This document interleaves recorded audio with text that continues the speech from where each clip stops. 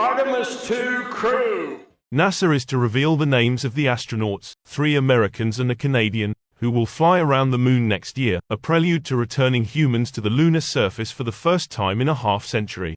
The mission, Artemis II, is scheduled to take place in November 2024 with the 4-person crew circling the Moon but not landing on it. As part of the Artemis program, NASA aims to send astronauts to the Moon in 2025, more than 5 decades after the historic Apollo missions ended in 1972.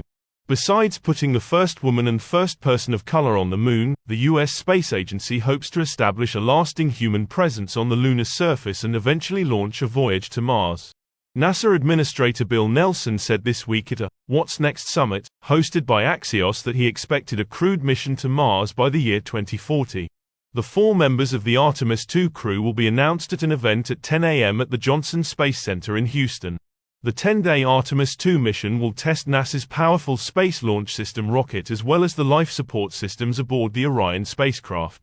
The first Artemis mission wrapped up in December with an uncrewed Orion capsule returning safely to Earth after a 25-day journey around the Moon.